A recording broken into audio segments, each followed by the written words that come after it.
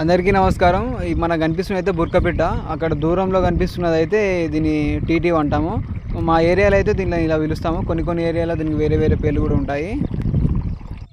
ఈ రెండు అయితే ఇవి వలలో అయితే చిక్కుకుపోయాయి. నేను ముందుగా అయితే ఈ బుర్కపిట్టని అయితే తీసి విడుదల అయితే చేయడం జరిగింది.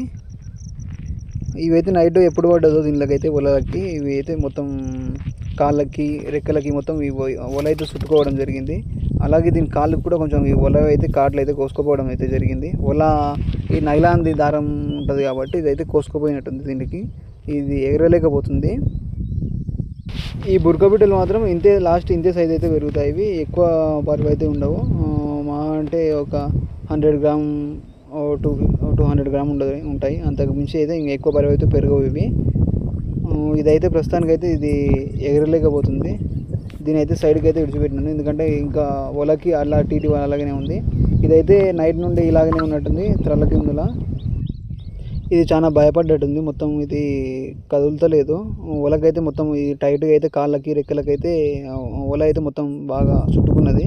దీనైతే మొత్తం వలని ఇప్పడం అయితే జరిగింది. నేను ఉదయాన్నే ఆవులని పొలంలో అయితే కట్టేయడానికి వచ్చాను పాలు విడిన తర్వాత. అప్పటి వరకు ఇవైతే ఒలకు పడ్డట్టున్నాయి. నేను దీనిలో చూసి అయితే రావడం జరిగింది. మా పొలం పక్కనే వేరే వాళ్ళు అయితే వరి నాటుకోవడానికి ముందుగా ఇలా తుకం పోసుకున్నారు.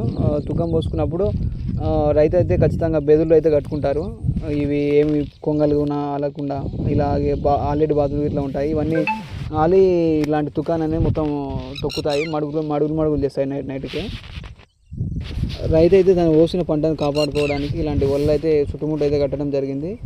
కానీ దురదృష్టవశాతం ఇలాంటి పిట్టలు అయితే దీనికి పడి కొన్నిసార్లు చనిపోవడం కూడా జరుగుతుంటాయి. మొత్తానికి దీన్ని అయితే వలల నుండి అయితే విడిపించి విడుదల చేయడం అయితే జరిగింది. దీనికి కొంచెం ఎగరడానికి కూడా శక్తి అయితే సరిపోతలేదు. ఈ నైట్ మొత్తం తల్ల క్రిందులనే ఉన్నది కదా వలకు పడి. అది కాకుండా ఇది వలలు ఇట్లా కోసుకోపోవచ్చు. దానికి నైలాన్ దారం ఉంటుంది కాబట్టి అది కొనలు కోసుకోపోవచ్చు. ఈ టీటీ వాళ్ళు ఎప్పుడు కానీ ఒకటి కాకుండా ఇట్లా గుంపుగా ఉంటాయి. ఒక 3-4 అట్లా. ఒకటైతే ఒలకు పడ్డది, మిగతా అయితే ఎక్కడ ఉన్నాయో దాన్ని అయితే పిలుస్తున్నట్టుంది. అది దీనికైతే కరెక్ట్గా అయితే ఎగరడానికి అయితే ఇంకా శక్తి సరిపోతలేదు. ఈ మనతో పోల్చుకుంటే మనకన్నా ఎంతో చాలా చిన్న జీవి. మనం దీనికి సాయం చేయగలం కాబట్టి దీనికి వల నుండి తీసి మనం విడిపించడం అయితే మన బాధ్యత కాబట్టి నేనైతే విడిచిపెట్టాను. దాన్ని రక్షించే బాధ్యత, దాన్ని ఇంతకుముందులా ఎగిరేటట్టు చేసే బాధ్యత మాత్రం దేవుంది కాబట్టి ఇంక దేవుడే దాన్ని రక్షించాలి.